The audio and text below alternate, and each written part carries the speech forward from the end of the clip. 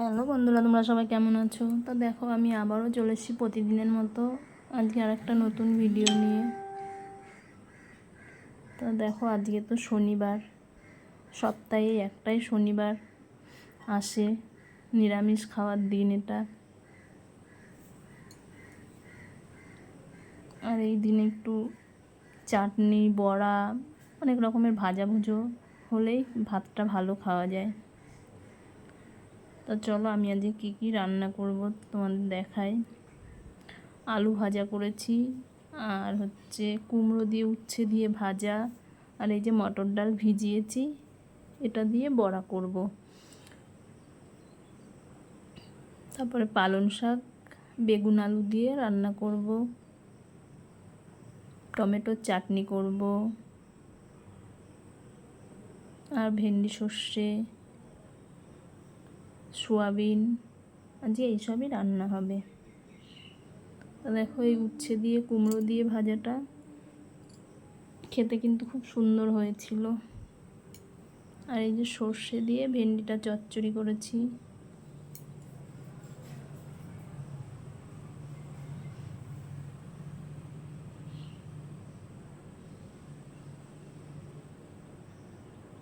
তো দেখো, আজকে আমার রান্না শেষ, কারণ আমাদের 4 দিন করে রান্না হয় এক একজনের। তো আজকে আমার রান্না শেষ।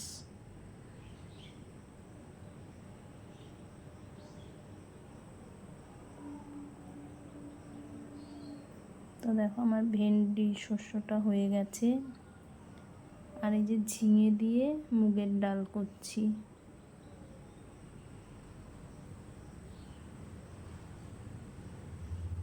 ডালে লবণ দিতে ভুলে গেছিলাম, পরে আবার দিয়েছি।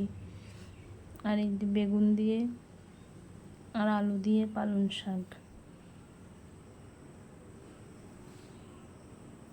তারপর ডালটা মিক্সি করে নেব।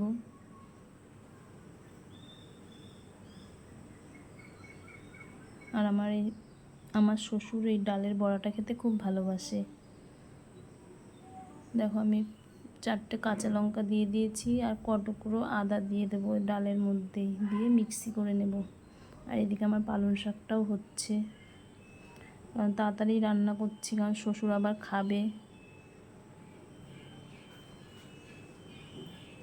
দেখো, আমি মিক্সি হয়ে গেছে, এবার ডালটা মেখে নেব, ভালো করে ফাটিয়ে নেব আর কি। কালো জিরে, লবণ আর হলুদ দিয়ে ভালো করে ফেটিয়ে নেব।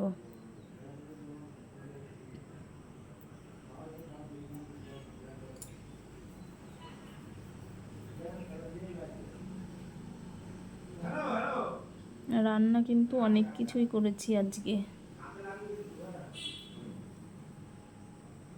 আর দেখো, চাটনিটাও করে নিলাম। এবার বড়াগুলো ভেজে নিচ্ছি। ভেজে ওই তেলেই সোয়াবিনটা করে নেব, কারণ তেল থাকবে কড়াইতে, এর জন্য সোয়াবিনটা লাস্টে করব।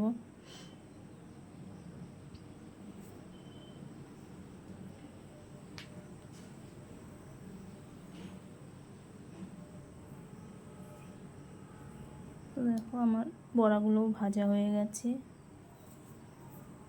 আর এদিকে সোয়াবিনটাও আমি করে নিয়েছি। আর যেহেতু আজকে আমার রান্না শেষ, তাই হচ্ছে ওই রান্নার যা কৌটা মশলাপাতির কৌটা টোটাগুলো থাকে, ওগুলো একটু সার্ফ টাপ দিয়ে ধুয়ে পরিষ্কার করে নিচ্ছি। কৌটাগুলো, মিক্সি, এগুলো সব যখন যা রান্না থাকে সে তখন এগুলো সব পরিষ্কার করে নেয় রান্নার শেষের দিন। তো দেখো, এগুলো আমি পরিষ্কার করে নিচ্ছি।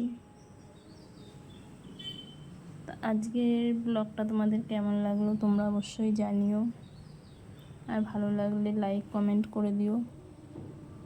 সবাই ভালো থেকো বন্ধুরা, টাটা, আবার দেখা হবে পরের ব্লগে।